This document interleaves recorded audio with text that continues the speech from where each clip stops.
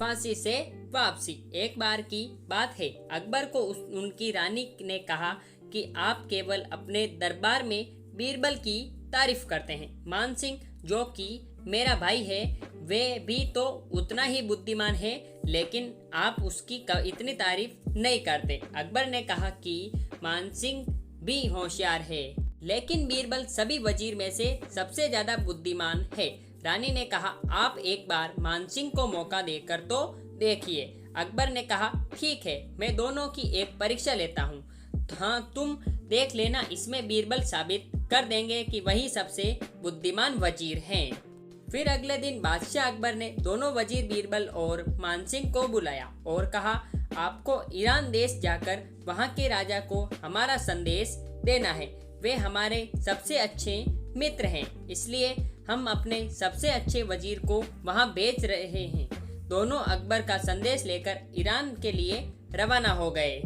Iran पहुंचकर उन्होंने वहां के राजा को अकबर का संदेश दिया। संदेश पढ़कर वे हैरान हो गए, क्योंकि उसमें दोनों वजीरों को फांसी की सजा देने के लिए कहा गया था। राजा ने अपने वजीर से इस बारे में चर्चा की। वजीर ने बोला, शायद ये दोनों वहां पर बहुत प्रसिद्ध हो, इसलिए अकबर ने इनको वहां फांसी नहीं दी। राजा ने भी सोचा शायद ऐसा ही हो सकता है, इसलिए अकबर ने हमें ये संदेश भेजा है।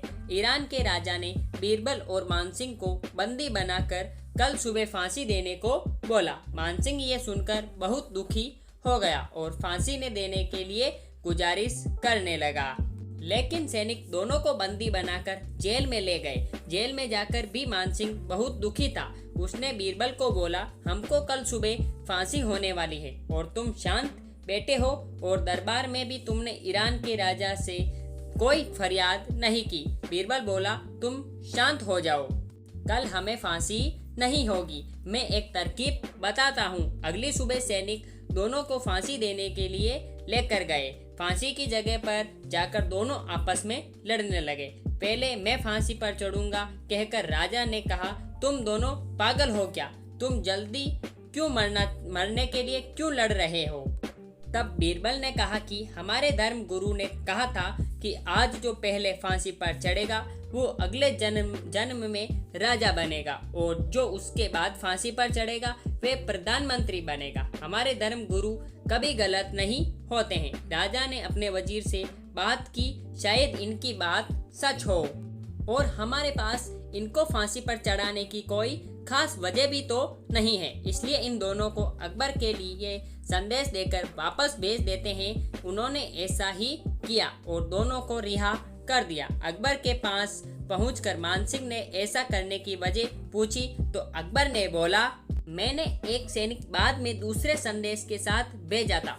यदि वे तुमको फांसी पर लटकाने लगते तो वे सैनिक संदेश को ईरान के राजा को दे देता। इसके बाद सबने बीरबल की बुद्धिमानी की तारीफ की और रानी ने भी बीरबल की तारीफ की।